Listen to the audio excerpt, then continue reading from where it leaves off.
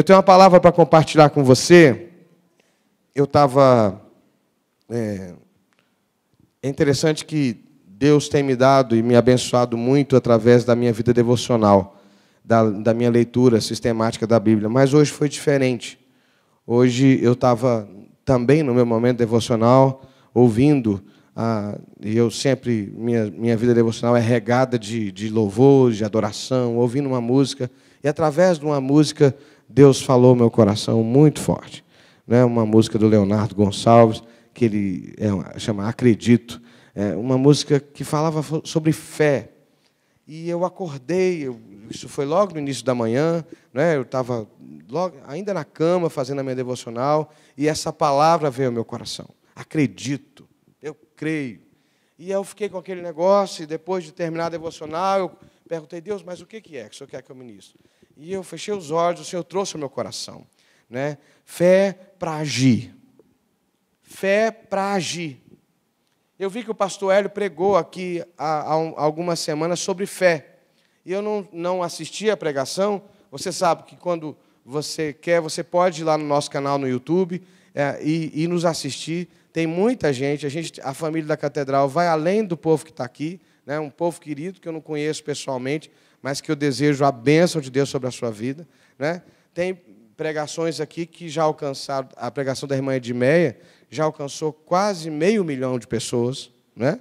No Brasil e provavelmente fora do Brasil também. Então, você também pode acessar o canal no YouTube da nossa igreja, né? E assistir às mensagens que estão lá. E eu sei que o pastor Hélio falou sobre fé, e eu vi, e Deus colocou no meu coração a necessidade de associar fé à prática, a uma ação concreta. Uma fé que me leva a agir. E aí Deus trouxe ao meu coração um texto de Tiago, que você conhece, Tiago 2,14, que diz assim, você pode acompanhar comigo, Epístola de Tiago, capítulo 2, verso 14. O texto é forte. Tiago diz assim, meus irmãos, qual é o proveito, em outras palavras, de que serve uma fé, alguém que disser que tem fé, mas não tiver obras? Será que essa fé pode salvá-lo? E mais à frente, Tiago vai dizer que a fé sem obras é morta. Mas eu gostei dessa pergunta de Tiago. De que serve? Qual o proveito de uma fé que não se traduz numa atitude? Essa fé pode salvá-lo? E a dimensão de salvação para Tiago é muito maior do que essa história, essa ideia que a gente absorveu de fé para salvar, que é levada aqui para o céu. Salvação na Bíblia nunca foi só para levar para o céu. Ir para o céu faz parte. Quem quer ir para o céu aqui? Hoje não, né? Hoje não, né? Ainda não. Mas todo mundo quer ir para o céu, não é verdade? Todo mundo quer ir para o céu. E a gente, quando pensa em salvação, a gente pensa logo nisso. Salvação do inferno. Do inferno. Mas a Bíblia trabalha a salvação numa dimensão muito mais ampla. Salvação na Bíblia é Deus restaurando. Salvar na Bíblia tem a ver com sarar. Entendeu? Sanear, curar, restaurar. Salvação na Bíblia tem a ver com isso. E aí, quando eu entendo isso, a pergunta que Tiago está fazendo faz muito mais sentido. Será que alguém que não transforma a sua fé em prática pode ser salvo, pode ser sarado, pode ser transformado, pode ser restaurado, pode ser curado? Porque muitas vezes nós buscamos a Deus, ouvimos a voz de Deus, mas não colocamos isso em atitude. E é o que nós vamos entender hoje. E eu quero falar sobre isso a partir de 3 exemplos. No caso de Tiago, o contexto imediato de Tiago é o seguinte: Tiago está falando do amor. Tiago está falando literalmente de obras de amor. Paulo está dizendo assim, Tiago está dizendo, você disse que tem fé, que ama seu irmão, mas não faz nada por ele. É mentira. É isso que Tiago está dizendo. Mas a palavra dele vai muito além disso. E eu me lembrei, o Senhor trouxe ao meu coração 3 modelos de fé na prática. O primeiro deles é a fé que me leva a tomar medidas, a agir concretamente. É a fé de Abraão, em Gênesis 12, de 1 a 4. Você pode acompanhar comigo a leitura ali no telão. Gênesis 12, de 1 a 4. Deus chega para Abraão e disse assim: saia da tua terra, da sua parentela e da casa do teu pai, e vá para a terra que eu lhe mostrarei. Farei de você uma grande nação, e a abençoarei, e engrandecerei o seu nome. Seja tu uma bênção. Abençoarei aqueles que te abençoarem, amaldiçoarei aqueles que te amaldiçoar, e em você serão benditas todas as famílias da terra. Partiu, pois, Abraão, como o Senhor lhe havia ordenado, e Ló foi com ele. Abraão tinha 75 anos quando saiu de Harã. Como é que é a fé de Abraão? A fé de Abraão é uma fé que é ativada por uma revelação. Porque ninguém tem fé em si mesmo. A Bíblia diz que a fé vem pelo ouvir e o ouvir da palavra de Deus. A Bíblia diz que a fé é um dom de Deus. Ninguém pode se gabar da fé que tem. Porque não é mérito seu, entende? A fé vem por revelação. Deus se revela, Deus se manifesta. Nós entramos em contato com a graça de Deus e esse contato gera fé. Gera fé. Essa experiência de contato com Deus gera fé. No caso de Abraão, Deus se apresenta para ele. Abraão nunca tinha ouvido falar do Senhor. E Deus se apresenta para ele e diz assim: ei, Abraão, estou aqui, olha. Eu estou te chamando para constituir e fazer de você uma grande nação, uma grande família. Só que tem um negócio: você vai ter que sair da sua terra, da sua parentela, deixar os seus pais e ir para uma terra que eu vou te mostrar.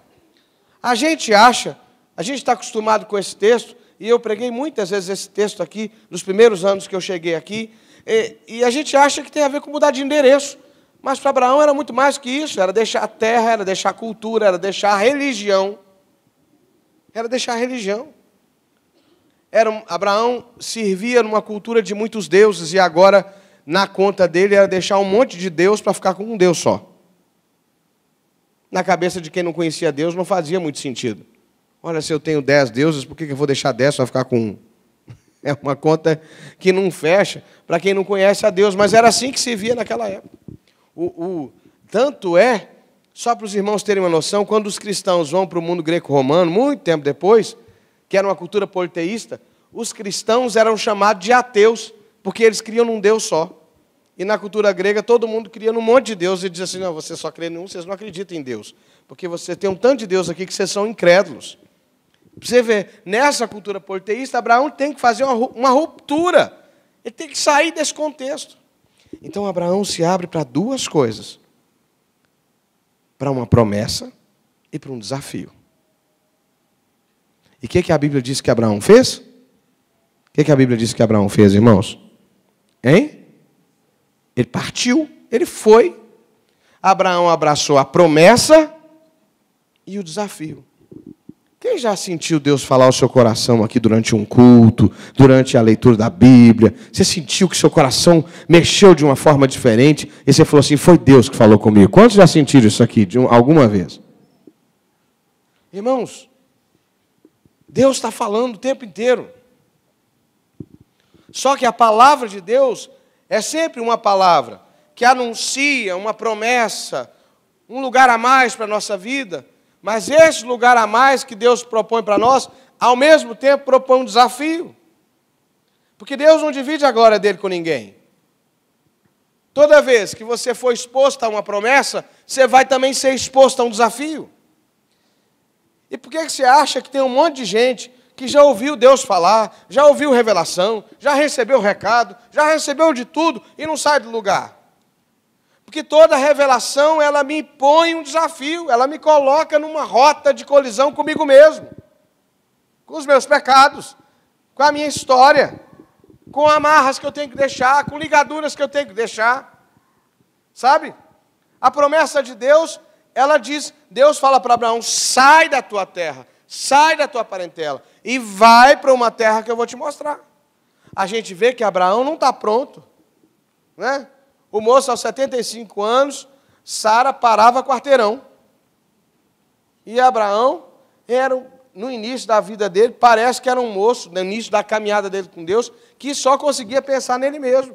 Porque ele dizia assim, Sara, ele era meio parente de Sara, quando a gente chegar num lugar que o pessoal fica olhando demais para você, você fala que é minha irmã, Sara, porque senão vão me matar para poder ficar com você. Não é? Sara era uma velhinha charmosa. É verdade, irmão. Sara, de chamar a atenção do rei, dos governadores do lugar. E Deus era com Abraão de uma tal forma que chegava lá, Deus fazia alguma coisa acontecer, o rei não podia pôr a mão nela, e alguém contava e dizia, e aí ele dizia, você é maluco, Abraão?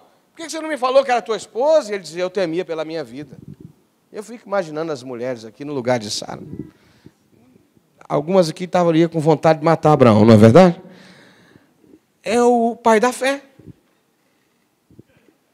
Por que é o pai da fé? Porque Abraão, mesmo com todas as contradições que ainda existiam na vida dele, ele estava começando a conhecer a Deus, foi um homem que teve coragem de transformar revelação e desafio em obediência, em ação. Entendeu? Muita gente recebe a revelação e fica fazendo conta para ver se vale a pena colocar a revelação em prática.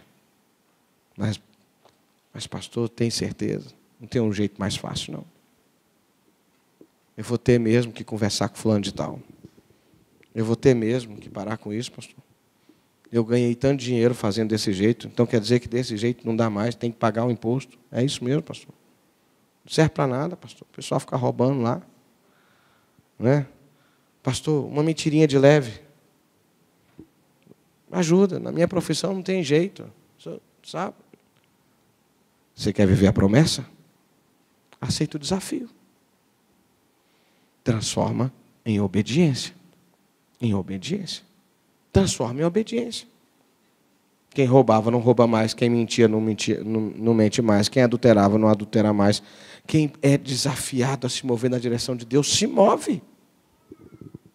Ou seja, a fé que nós cultivamos é uma fé que me coloca em movimento. Por isso que a gente diz que nós somos uma igreja de movimento. É uma fé que me impulsiona, que me faz tomar decisões, que me faz decidir ser um marido melhor, ser um pai melhor para os meus filhos, ser um profissional melhor. Sabe, hoje virou um problema, né? Mas lá no século XVI, lá atrás, há 1500 e pouco, começou essa coisa que hoje a gente chama de capitalismo, né? Que as pessoas produziam só para comer. Começou a sobrar. Sabe por que começou a sobrar coisa lá? Porque modernizou, inventaram máquina, mas não foi só por isso, não. Porque tinha um bocado de crente, meio calvinista, a maioria, né? Que para ter convicção de que ele era predestinado, ele era filho de Deus mesmo, ele dava o melhor dele. Se tornavam profissionais excelentes. E com isso, faziam a economia girar mais rápido, produziam mais coisas, porque eles queriam mostrar, através do seu trabalho, que eles eram pessoas de Deus. Tem empresa hoje que, se falar que é crente, ele não contrata. Tem empresário que, se o funcionário chegar chamando ele de irmão, ele diz assim, não vai dar, não.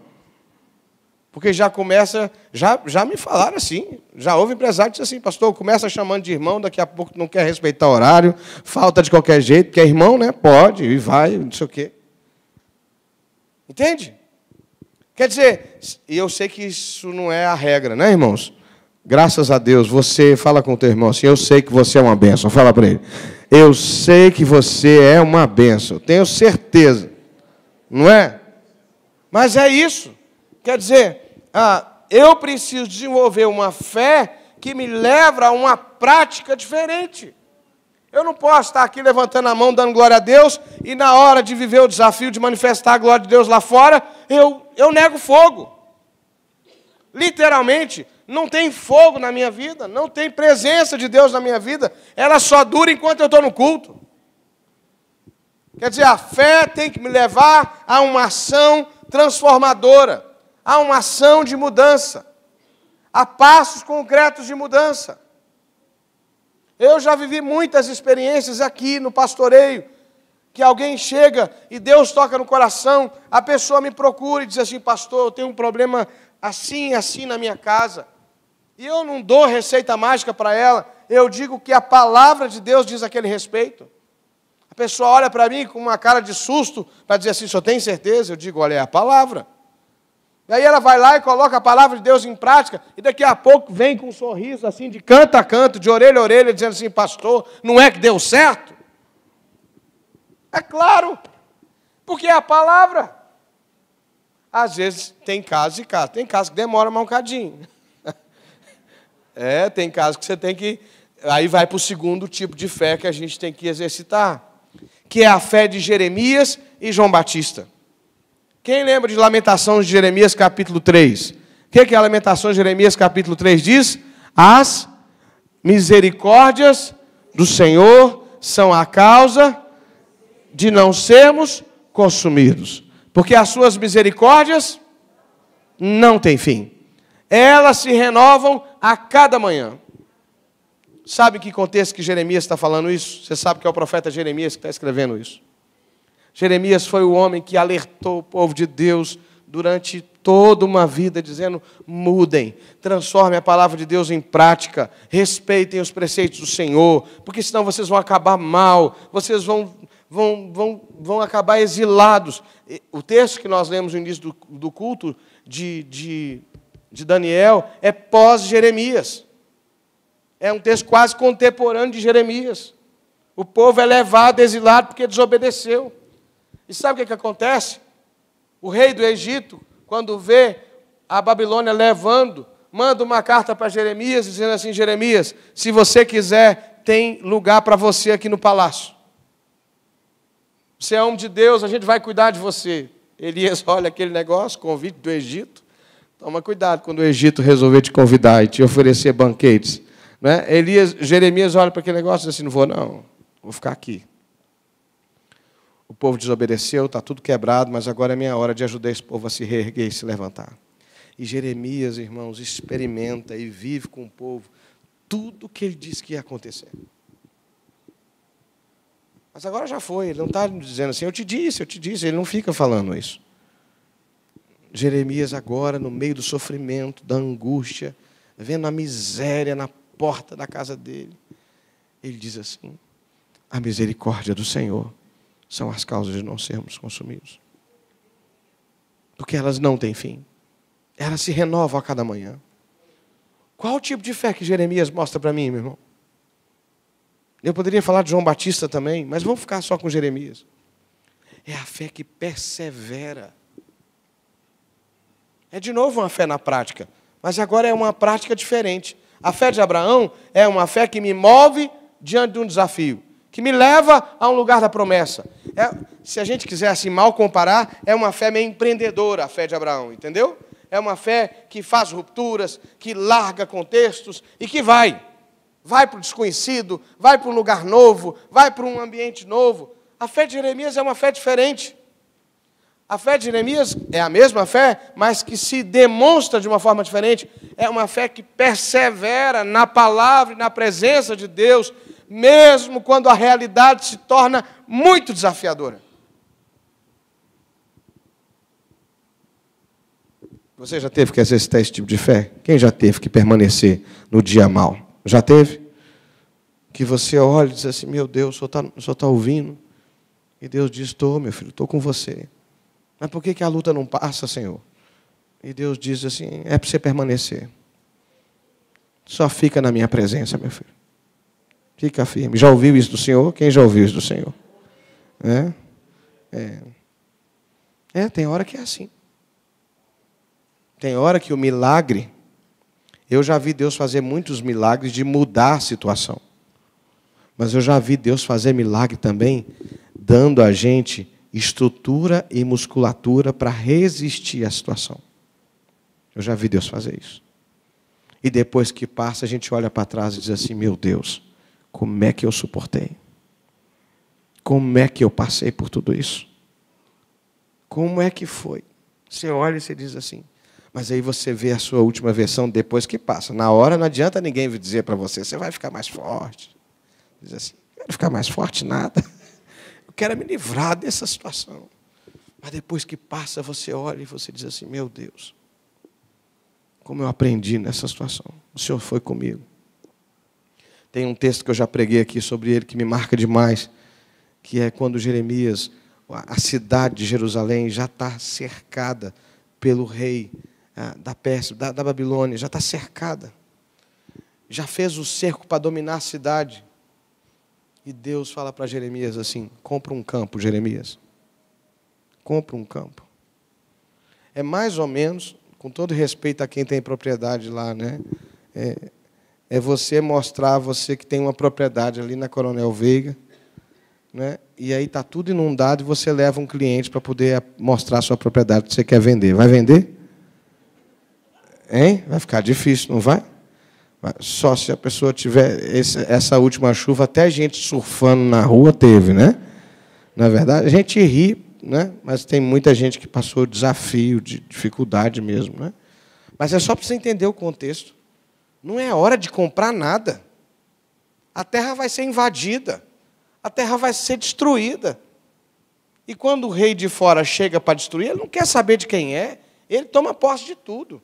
Ele rouba tudo de todo mundo. Mas Deus fala para ele: Jeremias, compra e registra a escritura. Porque ainda vão se comprar e vender campos aqui nessa terra. Entendeu? Em outras palavras, Deus está dizendo para Jeremias assim: Jeremias, o cenário de hoje não é a palavra final. As minhas promessas para o meu povo de Israel ainda vão se realizar. Então, meu filho, persevera. Fala com o teu irmão aí, fica firme, meu irmão. Fica firme, meu irmão. A gente pode cantar um corinho, né? Tem um corinho das antigas que a gente dizia assim: não desanimes, Deus proverá, Deus cuidará de ti. Não é? Não é assim? Aí tem um outro, mais assim, meia idade, que é assim: quer vitória, vai chorando, geme e chora. Quer vitória, vai chorando, geme e chora. E tem um mais moderninho que diz assim: assim que eu luto as minhas guerras. Né? Esse negócio. É a mesma coisa. É a mesma coisa, dito de maneiras diferentes, para dizer assim: fica firme, meu irmão, em nome de Jesus. Exercita a sua fé e fica firme. Eu já passei alguns momentos assim na minha vida. Já passei. E eu me lembro de um período específico da minha vida, de um tempo de luta grande. Eu disse assim: tudo bem, Jesus, eu já entendi que o tempo é de luta. Mas, por favor, me dê alguns oásis no meio desse deserto. Me dê algum lugar de escape no meio desse deserto. E Deus sempre proveu, irmãos. Deus sempre proveu. Algumas vezes, no momento devocional. Muitas vezes. Deus fala muito comigo no meu tempo com Ele, no lugar secreto com Ele. Eu queria te encorajar. Tenha um tempo secreto com o Senhor. Tenha um tempo secreto com o Senhor. Tenha um tempo com Ele, porque é o melhor momento da minha vida, é o momento de encontrar com o Senhor, diariamente. Tenha um tempo com Ele. Mas a fé que nós precisamos desenvolver é essa fé que persevera. Amém? E por fim, para a gente terminar, a terceira demonstração de fé é a fé que escolhe olhar além das circunstâncias. Então, Abraão é essa fé corajosa que me move. Jeremias é a fé que permanece, que fica ali. Ó, não vou arredar meu pé. Igual Jacó. Não me dá a minha bênção antes de partir. Estou aqui, firme. A terceira demonstração de fé é a fé de Estevão. Meu Deus, Estevão é um homem de Deus. Está em Atos capítulo 7, na morte de Estevão. Não é? Estevão foi escolhido para servir às mesas. Mas desde o início, Estevão é um homem que cultiva uma fé que vai além do que os homens esperam dele. Você conhece uma pessoa que com um aperto de mão ela transmite graça de Deus para a sua vida? Conhece alguém assim? Ela, com um sorriso transmite graça. Não tem gente assim? Você olha para ela, a pessoa começa a rir, você vê a graça de Deus na vida dela. Você conhece gente que com um abraço Então, Estevão era ousado de servir na mesa. Porque para Estevão não tinha um serviço ruim. Não é? Ruim é não servir. E ele tem um ministério que vai além disso. Ou seja, servindo às mesas, Estevão chama atenção. Tanto chama atenção que ele é o primeiro mártir. Então, servindo às mesas, fazendo um trabalho de ação social que devia ser, especialmente, porque é para isso que ele tinha sido encarregado, para servir os crentes, não era para não crente, para servir as viúvas, os órfãos que estavam no meio da igreja, que estavam sendo esquecidos, fazendo para dentro a vida de Estevão, chama atenção do lado de fora. Estevão é um moço que tem uma fé regada pelo conhecimento da palavra. Porque a hora que o pessoal coloca o Estevão contra a parede, ele começa a falar da história de Israel como se fosse um rabino. Se você ler o capítulo 6 e o capítulo 7, você vai ver isso. Estevão fala da fé de Israel como se ele tivesse crescido em Israel, e Estevão era um gentil, era um grego. Mas ele é um homem que tem uma fé alicerçada na palavra. Fala comigo. Fé alicerçada na palavra. Não é no vento. Não é no achismo. Não é no estou sentindo. Tem gente que tem um negócio, estou sentindo. Aí quando não sente, não é de Deus. É uma fé alicerçada na palavra. Com isso tudo, o que sobra para o Estevão é pedrada. O que posso te falar? Se você acha que servindo a Deus, sempre você vai ficar do lado do Senhor, no trono, né, dando glória e tal. Não, vai ter pedrada, vai ter luta, vai ter dificuldade. Mas mesmo nesse momento, o que Estevão faz? Ele levanta os olhos e diz assim: eis que vejo os céus abertos e o Filho do Homem sentado à direita de Deus Pai. E pedra comendo para cima de Estevão. Estevão não morre de pedrada. Estevão morre impactado com a glória e a manifestação da glória de Deus. A gente precisa de uma fé, irmão, que nos ajude a escolher para onde olhar. Deixa eu dar um testemunho para vocês. E esse a gente pode compartilhar com os irmãos da internet.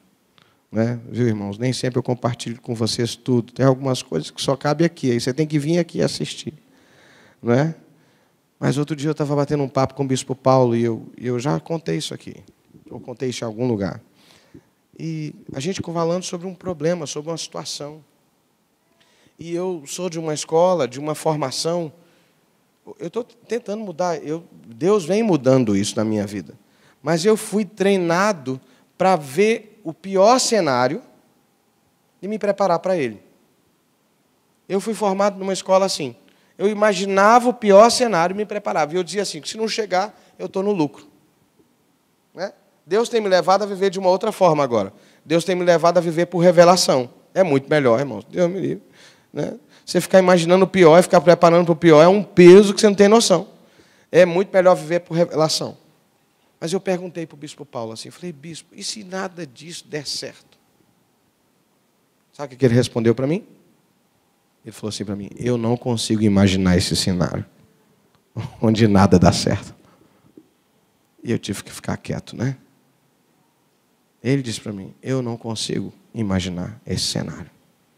Porque no coração e na fé dele, de alguma maneira, Deus vai intervir e Deus vai agir. Amém, irmãos? Entende? É disso que Estevão está vivendo. É o moço que está vendo pedrada, mas ele olha os céus abertos sobre a vida dele. Fala com teu irmão assim, os céus estão abertos sobre a tua vida. Os céus estão abertos sobre nós. Amém, irmãos? Mesmo que hajam lutas e tribulações, os céus estão abertos sobre a nossa vida. Amém? Vamos colocar nossa fé em prática então hoje? Eu não sei qual é o contexto da sua vida, mas eu sei que a fé sem obras é morta, mas uma fé ativa é viva e produz os seus efeitos. Amém? Então vamos para o altar, colocar nossa vida diante de Deus, vamos? Vem para o altar. Cissa, vem me ajudar aqui, Cissa, por favor. Vem para o altar, vamos colocar nossa fé em ação.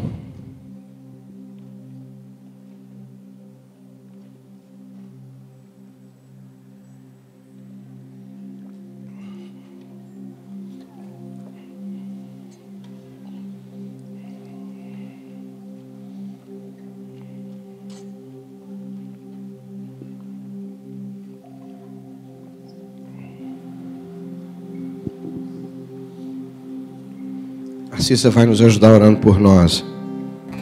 Mas esse é o momento de você colocar a sua fé em ação. De você agir. Você que escolheu fazer do seu banco o seu altar, eu queria que você ficasse em pé também. Colocasse a mão no seu coração e se conectasse a esse momento. Em nome de Jesus. Eu sei que há chaves que Deus quer virar nessa noite. Há processos que Deus quer startar nessa noite. Há áreas da nossa vida que precisam ser ativadas nessa noite. E eu creio que o meu Deus, o meu Senhor está aqui. O seu Deus, o seu Senhor, o nosso Deus, Ele está aqui. E a fé é dom de Deus. Então, olha, você não precisa fazer esforço. É Deus que dá essa fé. Tudo que você precisa é responder à palavra. É responder à revelação. A revelação está diante de nós. Todos que estão aqui ouviram a palavra. E a palavra é profecia. É revelação sobre a tua vida. Ela revela o seu coração. Ela revela os seus temores. Ela revela os seus pecados. Mas ela revela também as promessas de Deus sobre nós. E em nome de Jesus, você precisa, diante dessa revelação, responder. Dizer: Deus, eu creio. Eu acredito, como eu ouvi o irmão cantando hoje de manhã. Eu acredito, eu creio, eu acredito, eu confio na tua palavra. Diga, querido, responda para Deus. Diga: Deus, eu creio na tua palavra. Eu creio, Senhor, na tua palavra. Eu creio nas tuas promessas. E se a tua vida é como Abraão, você tem um desafio para enfrentar, diga: eu creio, Jesus. Talvez o seu momento de vida pede que você persevere. Então diga para Jesus: eu não vou arredar meu pé, Jesus. Eu vou ficar firme. Eu não vou a lugar nenhum se o Senhor não for comigo. Fale para Ele. Diga para Deus: eu estou com o Senhor. Se o cenário está muito ruim, você levanta os seus olhos e diga: eu quero ver o Senhor. Eu quero ver o Senhor. Seja como o apóstolo João, que ouve a voz do Senhor dizendo assim: vem aqui para cima, João. Vem ver o que eu estou fazendo. Vem ver o que eu vou fazer. Então, enquanto o Lucas estiver cantando, é a sua vez de orar. Depois a Cissa vai ministrar sobre nós. Mas agora é a sua vez de orar. É a sua vez de exercitar a sua fé. Na salvação eu creio. Creio em ti. Creio em ti. Acredito em Jesus Cristo. Acredito em Deus o Pai. Acredito no Santo Espírito que nos vida nova traz. Acredito na cruz de Cristo, em que a morte enfim venceu. Acredito que ressurreto muito em breve voltará.